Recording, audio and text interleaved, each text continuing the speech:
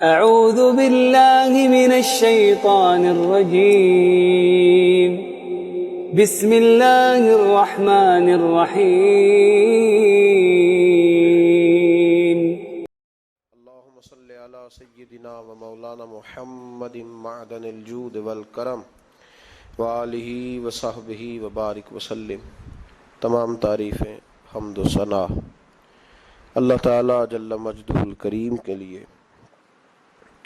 بعد ہر قسم کے درود و سلام نبی مکرم سید عالم آقا کل ختم رسول دانا سبل احمد مجتبی جناب حضرت محمد مصطفیٰ صلی اللہ تعالی علیہ وسلم کی ذات والا صفات کے لیے حمد و صلات کے بعد قرآن مجید میں اللہ کریم نے فرمایا شہر رمضان الذی انزل فیہ القرآن، فرمایا رمضان کا وہ مہینہ ہے جس میں ہم نے قرآن مجید کو نازل فرمایا ہے۔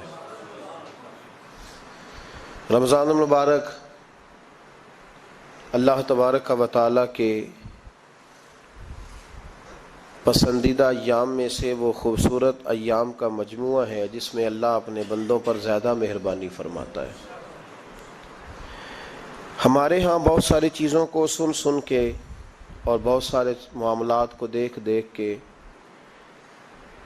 ہم سمجھتے ہیں کہ یہ روٹین کی بات ہے، ہر سال روزے آتے ہیں، ہر سال رکھنے ہوتے ہیں۔ چونکہ یہ بڑا عظمت اور قدر والا مہینہ ہے، لیکن چونکہ خود چل کے آتا ہے تو جو چیز خود چل کے آتی ہے اس کی کئی دفعہ قدر کمزور ہو جاتی ہے، لہذا ہم روٹین کے فضائل سنتے ہیں، روٹین میں اسے لیتے ہیں۔ میرے عزیز، ہماری محافل جب ہوتی ہیں نا، محافل تو ان میں نقیب محفل ہوتا ہے، اسٹیج سیکرٹری بھی لوگ اس کو کہتے ہیں اور بھی کئی ناموں سے پکارتے ہیں۔ وہ آنے والے شخصیت کا تعارف کراتا ہے، کہتا ہے کہ فلاں صاحب آنے والے ہیں، پھر یہ بھی کہتا ہے کہ وہ بڑے اچھے ہیں، بڑے خوبصورت بولتے ہیں۔ اب میں فلاں قاری صاحب کو دعوت دینے لگا ہوں، قاری صاحب جو ہیں وہ بڑی اچھی تلاوت کرتے ہیں، بڑی اچھی ان کی آواز ہے اور بڑا اچھا ان کا لہجہ ہے، وہ تعارف کرا رہا ہوتا ہے۔ پھر نعت خواں کے حوالے سے بھی اس طرح کے وہ تعریفی کلمات ادا کرتا ہے، لیکن لوگ بعض اوقات سمجھتے ہیں کہ ان بیچاروں کی ڈیوٹی ہے، انہوں نے یہ کام کرنا ہی ہے، ان کی ذمہ داری ہے۔ اور اسی طرح ہوتا بھی ایسے ہی ہے، ہماری محافل کے جو اکثر نقیب حضرات ہوتے ہیں ان کے جملے رٹے رٹائے ہوتے ہیں، وہ انہوں نے سب کو کہنے ہی ہوتے ہیں، وہ کہے جاتے ہیں۔ لیکن اگر کسی محفل کے اندر نقیب محفل کوئی بہت بڑا عالم ہو،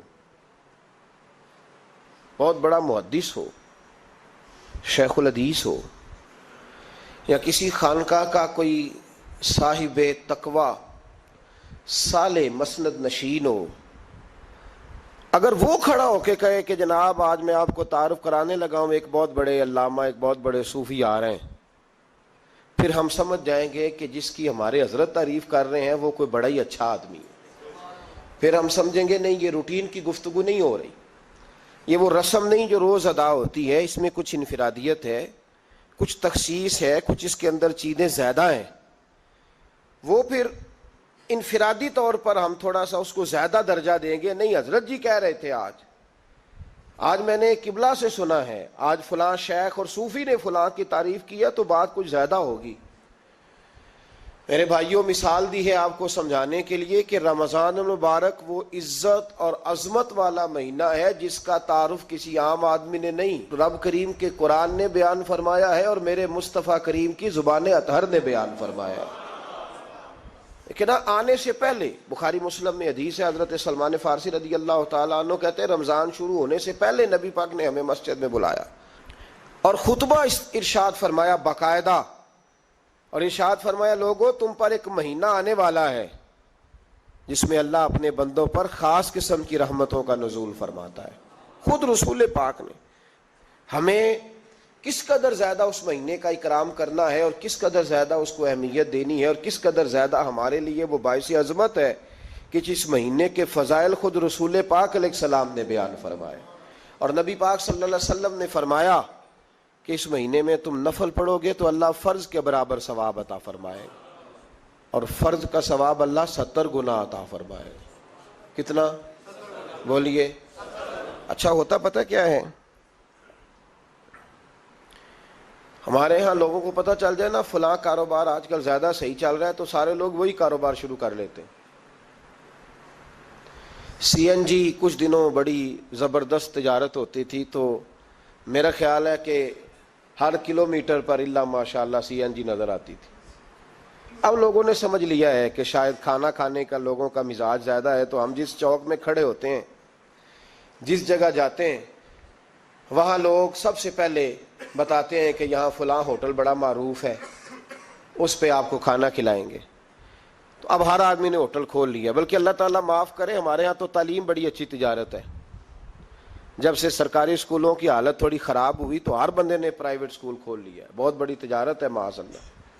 میں کبھی کبھی پریشان ہو جاتا ہوں کہ وہ قوم کیسے آگے بڑھے گی جو تعلیم بیچتی ہے۔ اور اللہ تبارک و تعالیٰ مجھے معاف کرے تو ہمارے ہاں تو صحت کا شعبہ سب سے زیادہ تجارت کا حامل ہے، کہ اگر کوئی آدمی اچھی انویسٹمنٹ کر کے کسی اچھی جگہ ہاسپٹل بنا کے کوئی 2-4 اسپیشلسٹ ڈاکٹر بنا لے تو پھر تو وہ بے شک جھاڑو کے ساتھ پیسے جمع کرے، مسئلہ ہی کوئی نہیں۔ ہم یہ کرتے ہیں کہ جو پتہ محسوس ہوتا ہے نا کہ اس جگہ مجھے رمق زیادہ نظر آ رہی ہے، تجارت میری زیادہ بڑھے گی، تو لوگ ادھر توجہ کر لیتے۔ او خدا کے بندو، صحابہ کا مزاج یہ تھا کہ جہاں انہیں پتہ چلتا تھا نا اس نیکی کا ثواب زیادہ ہے تو وہ بھاگ کر اس نیکی کی طرف توجہ کرتے تھے۔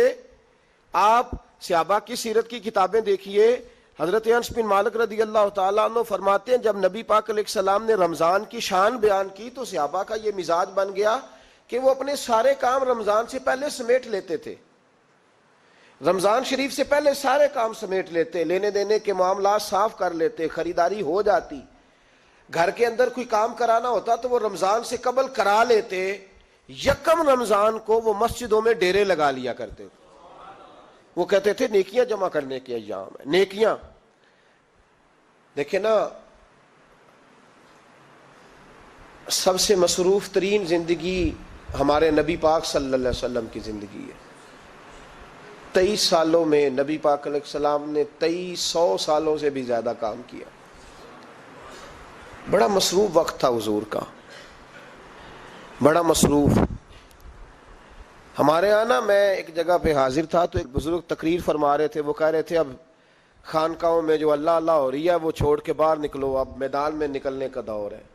تقریر ختم ہوئی تو میں نے کہا حضرت ناراض نہ ہوئیے گا، ویسے کون سی خانقاہ میں اللہ اللہ ہو رہی ہے جہاں سے آپ باہر نکالنا، تو دور ہی گزر گیا اللہ اللہ کرنے کا، اب تو لنگر شنگر چل رہا ہے خانقاہوں میں، یا باتیں شاتیں ہو رہی ہیں، کیلو کال کی دنیا ہے، مستی اور حال کی تو کب سے چلی گئی۔ کم باذن اللہ جو کہتے تھے وہ رخصت ہو گئے، خانقاہوں میں مجاور رہ گئے یا گور کن۔ اب تو کہاں، آپ کس کو آپ کہہ رہے ہیں کہ اللہ اللہ چھوڑ کے باہر آؤ؟ کون اللہ اللہ کر رہا ہے؟ اللہ ماشاء اللہ ہے، حال ہی کوئی نہیں۔ اسلام فقط اللہ اللہ کا مذہب نہیں۔ نبی پاک صلی اللہ علیہ وسلم نے کہا لا رہبانیت فی الاسلام، میرے اسلام میں رہبانیت کا کوئی حصہ نہیں۔ ایک آدمی جا کے صرف مسجد میں بیٹھ جائے، حقوق سارے چھوڑ دے، بال بچوں کو بھول جائے، اسلام اس کی حوصلہ افزائی نہیں کرتا، حوصلہ شکنی کرتا ہے۔ وہ والی صوفی کا درس حضور نے نہیں دیا کہ مسجد میں بیٹھو اور بس مسجد میں بیٹھو، خانقاہ میں بیٹھو، بلکہ نبی پاک صلی اللہ علیہ وسلم ہمیں بدر میں بھی نظر آتے ہیں، حضور خود جنگ کا لباس پہن کر ہمیں احد میں دکھائی دیتے ہیں۔ نبی پاک صلی اللہ تعالی وسلم ہمیں خندق کے موقع پر ہاتھ میں کدال پکڑ کر نبی پاک علیہ السلام ہمیں کھدائی کرتے ہوئے نظر آتے ہیں۔ مسجد نبوی تعمیر ہو رہی ہے تو حضور ہمیں خود اینٹیں اٹھاتے ہوئے دکھائی دیتے ہیں۔ سارے کام حضور نے کیے ہیں، لیکن میرے بھائی یہ یاد رکھو، اگر بدر میں جانا میرے نبی کی سنت ہے تو غار حرا میں چپ کر کے بیٹھ کے اللہ اللہ کرنا یہ بھی میرے نبی کی سنت ہے صلی اللہ تعالی علیہ وسلم۔ اگر احد میں، خندق میں، حنین میں، میدان میں رہنا حضور کا طریقہ ہے تو غار ثور میں 3 دن اللہ اللہ کرنا بھی نبی پاک کا ہی طریقہ ہے۔ اگر سارا دن تبلیغ کرنا حضور کا طریقہ مبارکہ ہے تو ساری رات مصلی پہ کھڑے رہنا، اور صحیح مسلم میں حضرت عائشہ فرماتی ہے کہ قدموں پہ ورم آ جانا یہ بھی تو میرے نبی کا طریقہ ہے نا۔ تو میرے بھائی اس کو کون اپنائے گا؟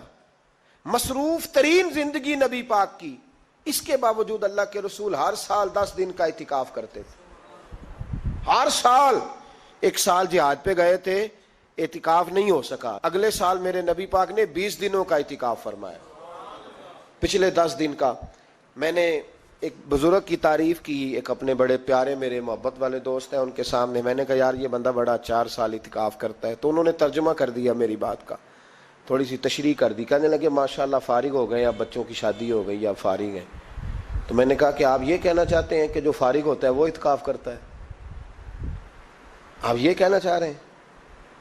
چونکہ میرا پیار تھا تو میں نے کہا ان سے کہ جو کوہ طور پہاڑ آپ نے سر پہ رکھا ہوا ہے آپ بھی ذرا اتار کے پھینکیں، دیکھوں تو صحیح کہ آپ کون سا مار کا فتح کر رہے ہیں۔ کس طرح کا ہمارا رویہ ہے، کس طرح کی ہماری سوچ۔ اگر کوئی شخص خیر کا کام کر رہا ہے تو بجائے اس کی حوصلے کہتے ہیں فارغ ہے، بچوں کی شادی ہو گئی، بچے کام کاج کرتے ہیں اس لیے بیٹھتے ہیں۔ تو میں نے کہا آپ نے جو پہاڑ اٹھایا وہ بھی ذرا دکھائیں، روٹی آپ بچوں کو دیتے ہیں کہ اللہ دیتا ہے؟ ان کی پرورش کی ذمہ داری آپ کی ہے یا رب کریم کی ہے؟ تو 2 گھڑیاں محنت کرنے کا مطلب یہ ہے کہ تم نے پہاڑ اٹھایا ہوا ہے سر پہ؟ تو اس طرح کے فلسفہ ہم بیان کرتے ہیں۔ افسوس یہ ہوتا ہے کہ رمضان المبارک اس میں بھی وہی سیاستیں، وہی خوش گپیاں۔ میں تو دعا مانگتا رہتا ہوں کہ اللہ روزوں میں کوئی الیکشن نہ آئے، آپ بھی آمین کہہ دیں، ورنہ وہی مصیبتیں، وہی جھوٹ سچ، وہی دروازوں پہ وہی۔ خدا کا واسطہ بس کر دو، رمضان شریف ہے، ٹھہر جاؤ ذرا، کیا ہو گیا ہے؟ میرے نبی پاک صلی اللہ علیہ وسلم نے فرمایا 11 مہینے جنت سجائی جاتی ہے اور پھر رمضان میں اللہ اپنے بندوں کے لیے جنت کے دروازے کھول دیتا ہے۔ 1 گھنٹہ پہلے صفائی کرتے ہیں مہمان نے آنا ہو تو، 1 گھنٹہ، ورنہ بچے دوبارہ سے پھر چیزیں بکھیر دیں گے۔ 1 گھنٹہ پہلے صفائی ہوتی ہے، لمبی نہیں، لیکن میرے نبی پاک نے فرمایا رمضان کے لیے رب کریم 11 مہینے جنت کو سجاتا ہے۔ چھوٹی بات ہے، روزے آ گئے، معمولی حیثیت ہے۔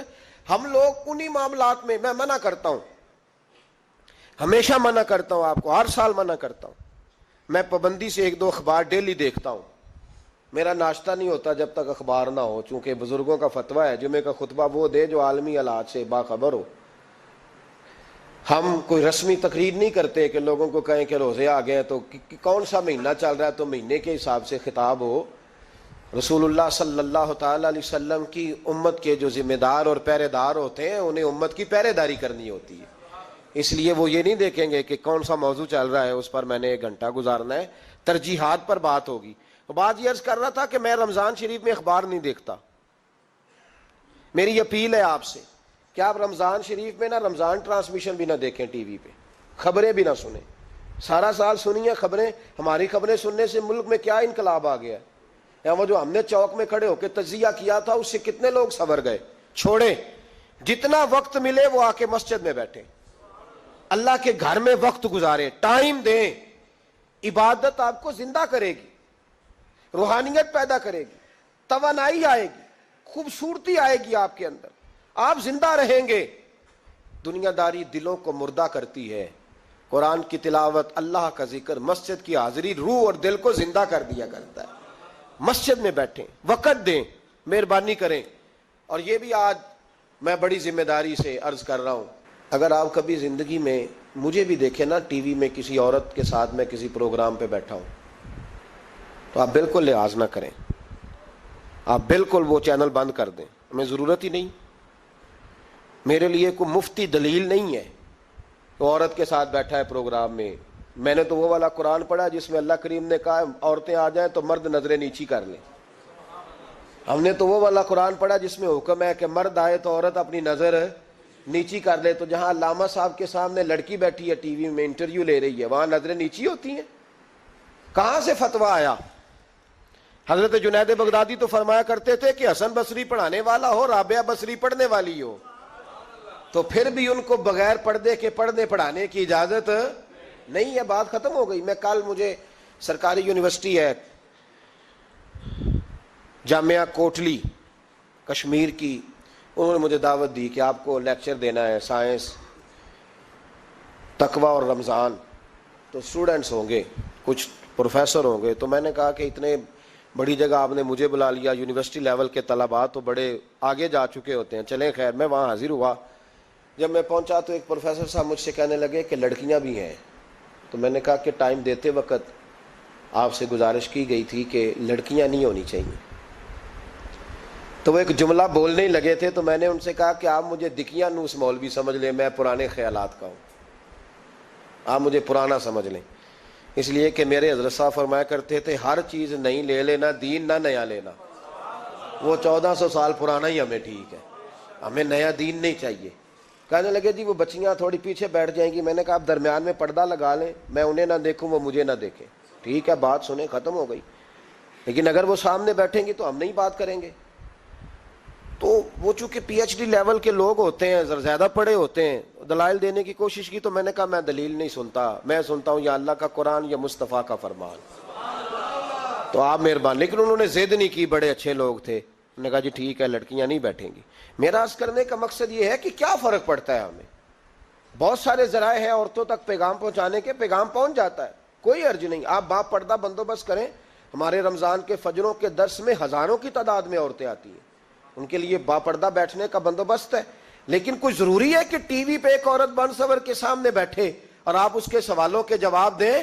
ہمارے لیے نہ کوئی مفتی دلیل ہے، نہ کوئی شیخ الحدیث دلیل ہے، اس طرح کا کوئی مفکر محقق ہمارے لیے دلیل نہیں، ہمارے لیے دلیل رسول اللہ کی ذات ہے صلی اللہ تعالی علیہ۔ ختم ہو گئی بات۔ اس لیے کوئی ایسی ٹرانسمیشن نہ دیکھو، کسی طرف توجہ نہ کرو، یار 30 تو روزے ہیں، وہ بھی کئی دفعہ 29 ہو جاتے ہیں۔ اللہ کہہ رہا ہے ایام معدودات، ایک گنتی کے دن ہے۔ اور میرے بھائی کیا مصیبت ہے، میرا وقت نہیں گزر رہا، آپ یقین کریں اللہ جانتا ہے، ہم تو رمضان کو زنجیریں ڈالتے ہیں، یہ کام بھی رہ جاتا ہے رمضان گزر جاتا ہے، یہ بھی رہ جاتا ہے رمضان گزر جاتا ہے، یہ بھی نہیں ہو پاتا رمضان، پتہ نہیں کس وقت روزے آتے ہیں، کب نکل جاتے ہیں، کہتے ہیں میرا وقت نہیں گزرتا تو میں ٹی وی دیکھتا ہوں۔ قرآن سارا پڑھ لیا ہے، حدیثوں کا مطالعہ ہو گیا، اپنی آخرت کے لیے نفل سارے پڑھ لیے، تسبیحات ساری ہو گئی، جو اب ٹائم نہیں گزرتا تھا تو ٹی وی پہ جا بیٹھے، کدھر چلے گئے ہم؟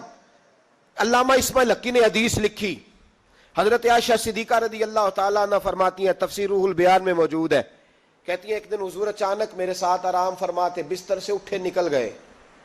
ہمیشہ نبی پاک علیہ السلام کا طریقہ مبارکہ تھا، جب رات کو تہجد کے لیے اٹھتے تو کہتے ابو بکر کی بیٹی حق تیرا ہے، وقت تیرا ہے، پر اگر تو اجازت دے تو میں اپنے اللہ کو راضی کر لوں۔ آج حضور نے پوچھا ہی نہیں، بستر سے اٹھے چلے گئے، کہتے میں اٹھی، میں نے دائیں بائیں دیکھا، محبوب نظر نہ آئے، حضور کی تامت استعمال شدہ پڑی تھی، وہ تامت میں نے اٹھا کے اوڑھ لی اور میں نکل گئی حضور کو تلاش کرنے۔ کہتی ہیں جب میں باہر گئی مسجد نبوی شریف کے ساتھ جنت البقیع کی جانب، نبی پاک سجدے میں تھے، کہتی ہیں میں گئی، تھوڑی دیر کھڑی ہوئی، حضور نے آہٹ سنی تو پوچھا تو کون ہے؟ میں نے کہا میں عائشہ ہوں۔ تو محبوب نے فرمایا یہ عائشہ کون ہے؟ میں نے کہا یا رسول اللہ میں آپ کی زوجہ۔ فرمایا زوجہ کیا ہوتی ہے؟ یا رسول اللہ میں ابو بکر کی بیٹی۔ تو نبی پاک نے فرمایا یہ ابو بکر کون ہے؟ حضرت عائشہ کہتی ہیں میرا کلیجہ پھٹنے کو آیا، میں وہاں سے پریشان حال واپس آئی، جب میں گئی تھی تب بھی ہلکی ہلکی بارش تھی، واپس لوٹی تو پھر بھی ہلکے ہلکے قطرے بارش کے گر رہے تھے، میں آ کے ہامتی کامتی بیٹھ گئی، تھوڑی دیر گزری تو نبی پاک تشریف لے آئے، تو حضور صلی اللہ تعالیٰ علیہ وسلم نے مجھے پریشان دیکھا تو کہا عائشہ کیا ہوا؟ کہا حضور آج وہ ہوا ہے جو کبھی نہیں ہوا۔ یا رسول اللہ میں پریشان ہو گئی ہوں۔ حضور عجیب بات ہے، میں گئی ہوں، آپ نے پوچھا کون ہے تو میں نے کہا میں عائشہ۔ کا عائشہ کون؟ آپ کی زوجہ۔ فرمایا زوجہ کون؟ ابو بکر کی بیٹی۔ کا ابو بکر کون؟ اور پھر حضور میں گئی ہوں تو میرے کپڑے بھیگ گئے، آپ آئے ہیں تو کپڑے خشک ہیں، سمجھ نہیں آئی۔ تو لفظ سنو حدیث کے، نبی پاک نے فرمایا عائشہ لی مع اللہ وقت، میرا اپنے اللہ کے ساتھ ایک وقت ہوتا ہے۔ کس کے ساتھ؟ آج میرا دوستوں کے ساتھ وقت ہے، آج میرا گھومنے کا وقت ہے، آج میرا خوش گپیوں کا وقت ہے، آج میرا سیاحت کا وقت ہے، آج میرا پکنک کا وقت ہے۔ میرے نبی پاک نے فرمایا لی مع اللہ وقت، عائشہ میرا اپنے اللہ کے ساتھ، میرا اپنے اللہ کے ساتھ ایک وقت ہوتا ہے، اس وقت نہ وہاں کوئی فرشتہ آ سکتا ہے، نہ کوئی نبی اور مرسل آ سکتا ہے۔ جب فرشتہ اور نبی نہیں آ سکتے تو عائشہ اور ابو بکر کیسے آ سکتے ہیں؟ تو کہا یا رسول اللہ پھر وہاں ہوتا کون ہے؟ تو حضور فرمانے لگے ایک میں ہوتا ہوں، دوسرا میرا رب ہوتا ہے، تیسرا کوئی موجود نہیں ہوتا۔ امت کو درس دیا ایک وقت 24 گھنٹوں میں ایسا لایا کر جس میں تو اپنے رب کو دکھڑے سنائے، جس میں تو دعائیں مانگے، جس میں تو عرض و نیاز کرے، جس میں تو اپنے گناہوں کی معافی چاہے۔ اعلیٰ حضرت کے والد گرامی سے کسی نے پوچھا، مولانا نقی علی خان صاحب سے، کہ حضرت جی فرعون 500 سال ہی حکومت کر گیا، 500 سال ہی حکومت کر گیا، اللہ کا مقابلہ کرنے والا پکا کافر بے ایمان۔ تو آپ فرمانے لگے ملا رومی کی وہ کتاب پڑھو مثنوی، جس میں انہوں نے لکھا ہے کہ جب ساری دنیا سو جاتی تھی تو فرعون اٹھ کے مصلے پہ بیٹھتا تھا، کہتا تھا یا اللہ معاف کر دے، رب تو ہی ہے، گناہگار بڑا ہوں پر مہربانی کر، روز معافیاں مانگتا تھا۔ تو رب کریم کی قدرت نے مہلت دی کہ روز توبہ کرتا ہے، چلو ایک دن سچی بھی کاری جائے تو اچھا ہے، اللہ نے مہلت دی۔ اور میرے بھائی اگر تو روز رات مصلے پہ بیٹھے تو تجھے مہلت ملے، عذاب نہ آئے۔ اگر تو اپنے رب کے ساتھ تنہائی کرے تو اللہ تجھے مہلت دے، سزا نہ دے۔ لیکن ہم یہ وقت نکالتے ہی نہیں، اللہ کے ساتھ میت کا ہمارا مزاج ہی نہیں۔ ترمذی شریف میں نبی پاک علیہ السلام نے فرمایا ہے دنیا داروں کو دکھڑے نہ سنایا کر، مالداروں کے سامنے رونے نہ رویا کر، یہ تجھے کیا دے سکتے ہیں؟ تو اٹھ کے جائے گا تو کہیں گے محنت کرتا نہیں، روز مانگنے آ جاتا ہے۔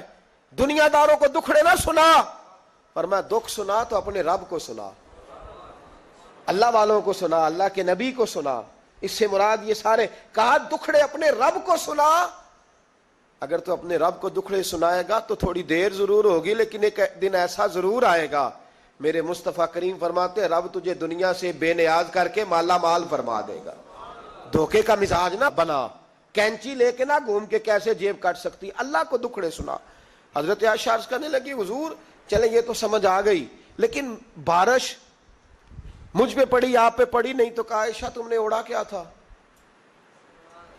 کہا حضور آپ کی تامت، فرمایا بارش کوئی نہیں تھی، جب تو نے میری تامت لی تو خدا کی رحمتیں تم پر برسنے لگ گئی۔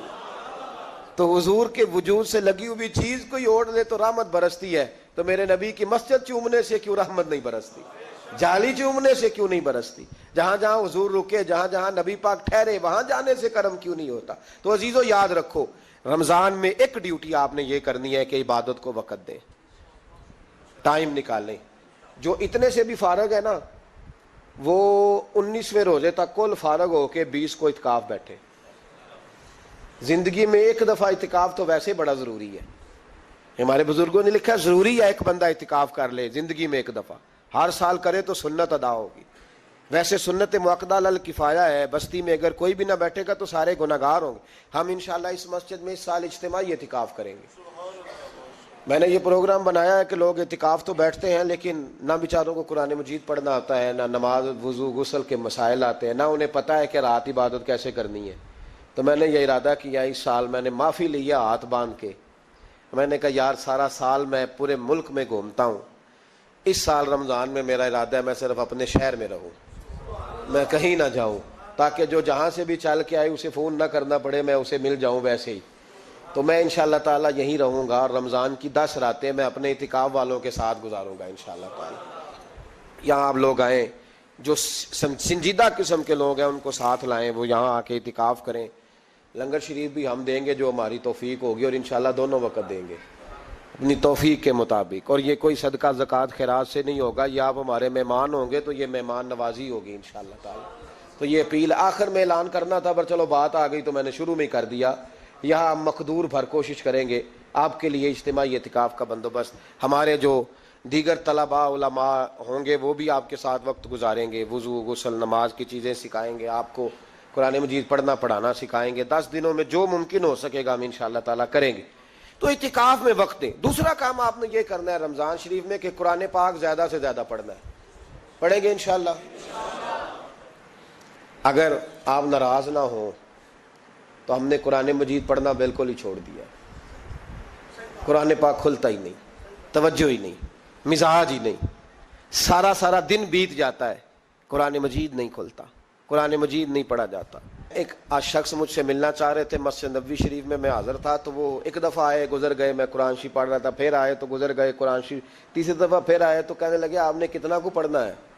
میں نے ان سے کہا کہ مہربانی کرو مجھے دعا دو کہ اللہ مجھے پڑھتا ہی رکھے۔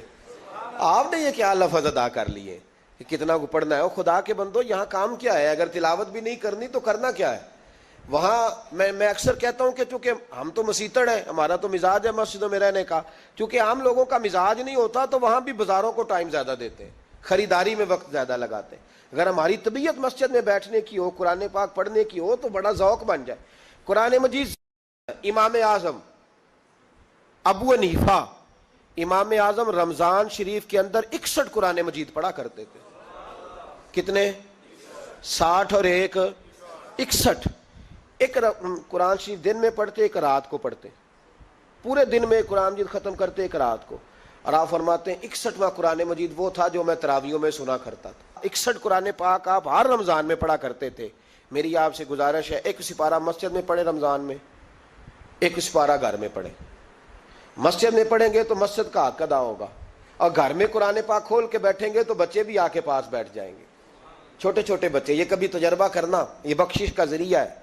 جب آپ بچوں کی ماں سویرے سویرے بڑا اچھا دوپٹہ لے کے اور مصلی بچھا کے اور قرآن مجید کی ریل رکھ کے اور پھر اس کو خوشبو لگا کے جب کھولتی ہے نا, تو اس کی جو 2-2.5 سال کی بچی ہوتی ہے وہ بھی کہیں سے دوپٹہ ڈھونڈنے لگ جاتی ہے, وہ بھی دوپٹہ لے کے آتی ہے اور دائیں بیٹھتی ہے. اس کا جو 4 سال کا بچہ ہوتا ہے نا, اگر ابا بیٹھا ہے اور 4 سال کا بچہ بھی کہیں سے ٹوپی ڈھونڈ کے لاتا ہے, اسے پڑھنا نہیں آتا, لیکن وہ بھی آ کے نا سپارہ لے کے بیٹھ جاتا ہے.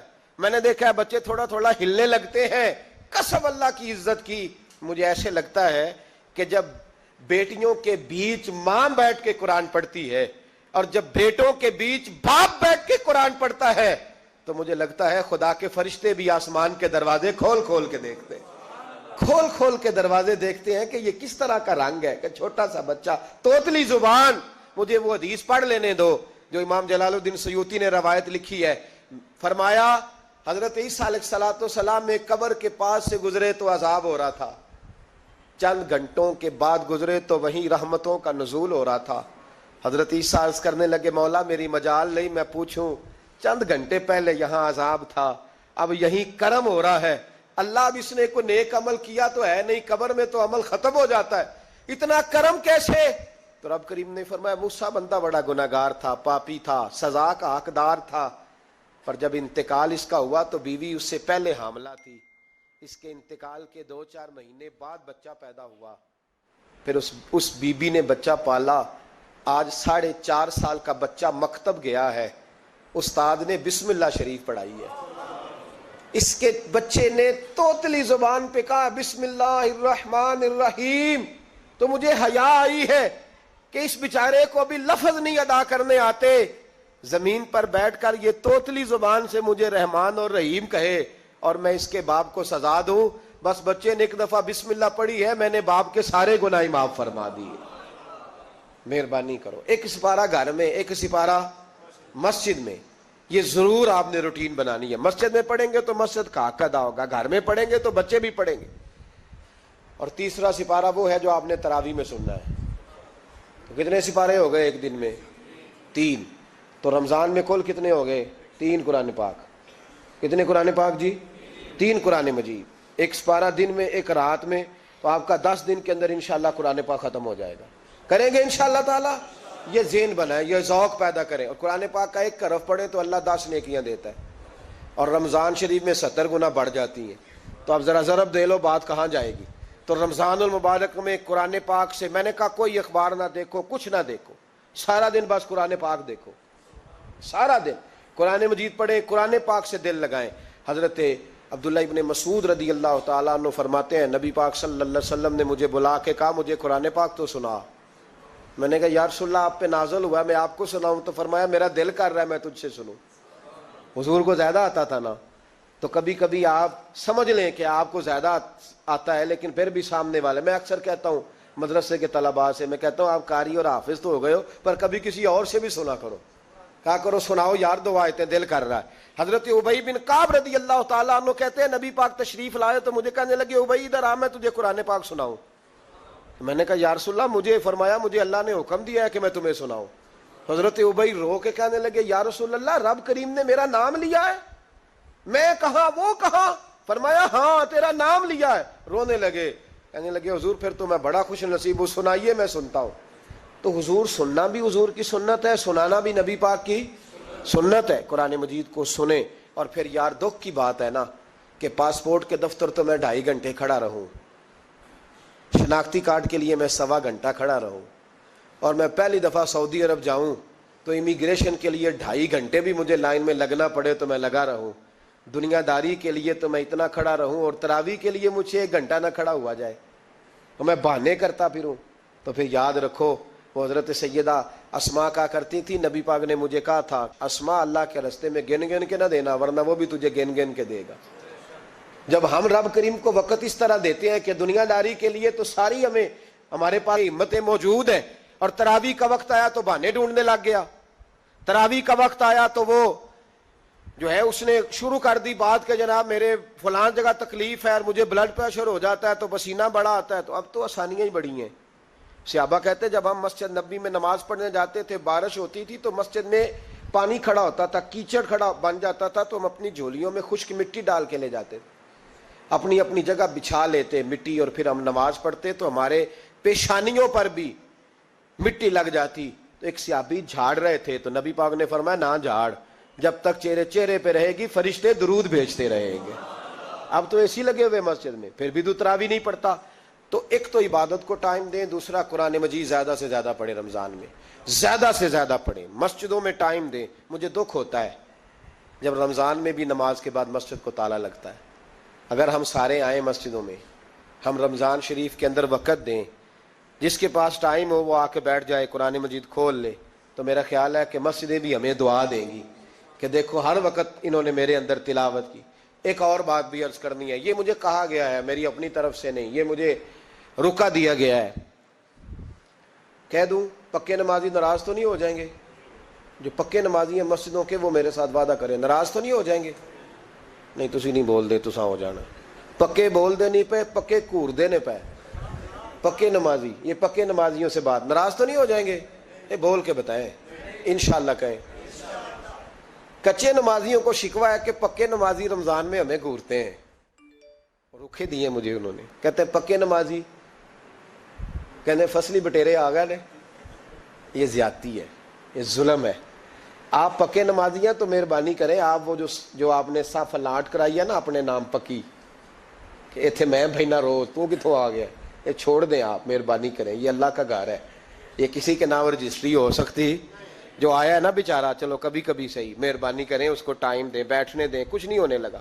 اور جب وہ آئے نا تو دعا کریں، جب اس کو دیکھیں تو کہ یا اللہ یہ آیا ہے تو ہمیشہ آتا ہی رہے، اس کو دعا دیں. مہربانی. بچے شکوہ کرتے ہیں، کہتے ہیں پکے نمازی سانس نہیں لینے دیتے مسجد میں. اور ایک بات اور، یہ حضرت علی کا قول ہے، اس کو دل کی تختی پہ لکھ لینا، دل کی تختی پہ شیر خدا کی شیروں جیسی باتیں.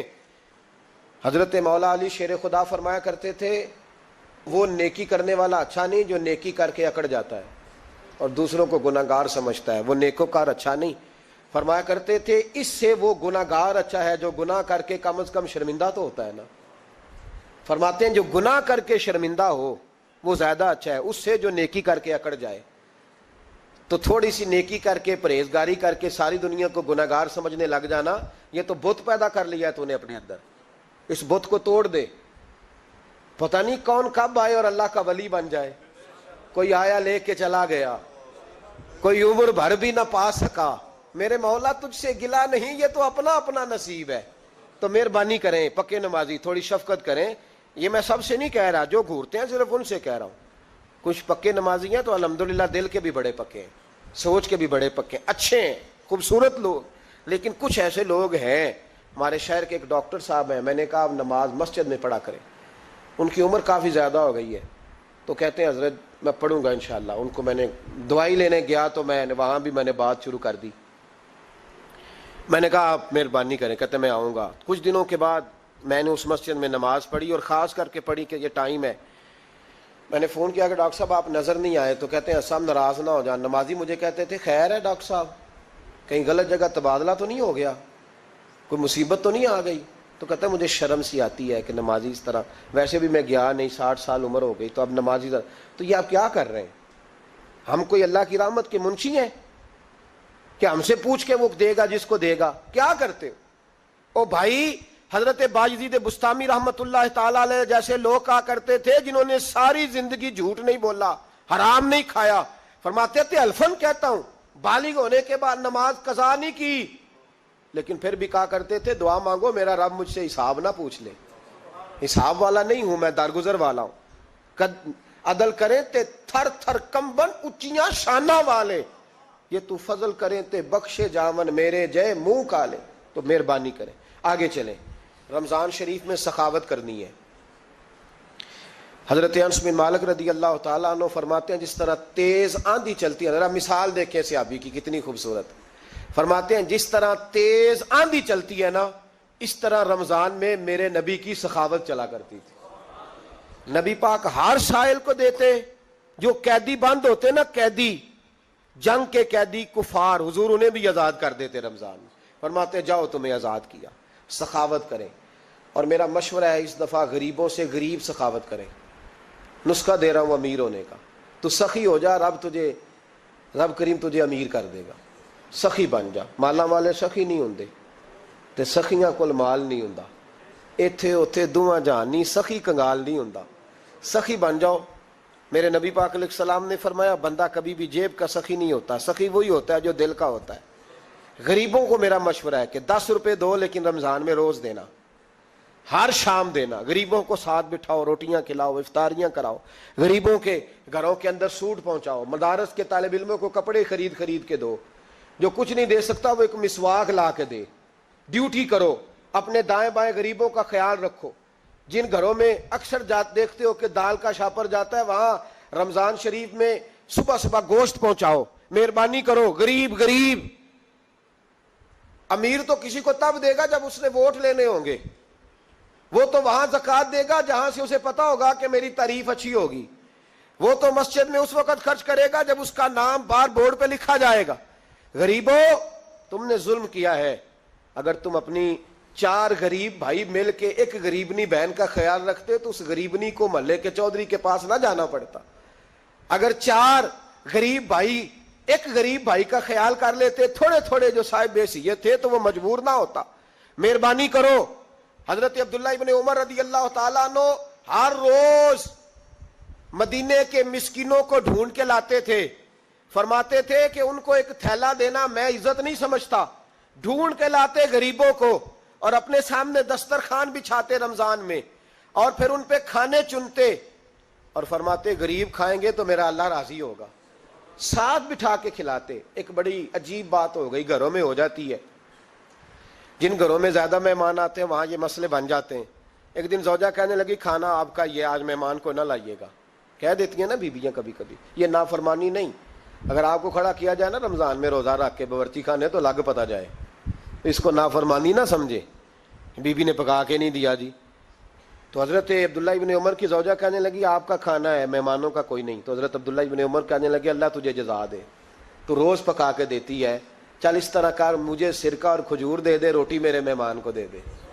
تو آپ کی زوجہ رو پڑی، کہنے لگی اگر آپ افطاری والوں کا اتنا خیال کرتے ہیں تو میں نہ کروں، مجھے 10-20 منٹ کا ٹائم دے، میں اپنے اوپر وزن بوجھ ڈالوں گی، میں تھوڑی مشقت میں پڑوں گی، لیکن مہمانوں کے لیے افطاری کا ضرور بندوبست کروں گی۔ ہمارے ہاں تو افطاریاں بھی سیاسی ہیں، ووٹ اکٹھے کرنے کے لیے افطاریاں، اور ڈرو اللہ سے۔ کس کس نام پہ لوگ دنیا داری کریں گے، کس کس نام؟ غریبوں کو کھلاؤ کھانا جن کو سارا سال گوشت ملتا ہے ان کی۔ میں کل یونیورسٹی میں کہہ رہا تھا کہ بڑا ہاتھی ہوتا ہے پر بادشاہ شیر ہوتا ہے، اس لیے کہ شیر ہفتے میں 1 دن گوشت کھاتا ہے، اگر روز کھائے نا تو اس سے بھی نہ اٹھا جائے، جس طرح ہم سے نہیں اٹھا جاتا، اس سے اٹھا کوئی نہ جائے، وہ ہفتے میں 1 دن کھاتا۔ مگرمچھ سب سے دلیر جانور ہے دریائی جانوروں میں سے، لیکن 24 گھنٹے میں 700 گرام کھانا کھاتی ہے، اور شیر کا بھی پنجہ پکڑ لے تو شیر چھڑا نہیں سکتا، روٹی کھا کے تو حال ہی کوئی نہیں قوم کا۔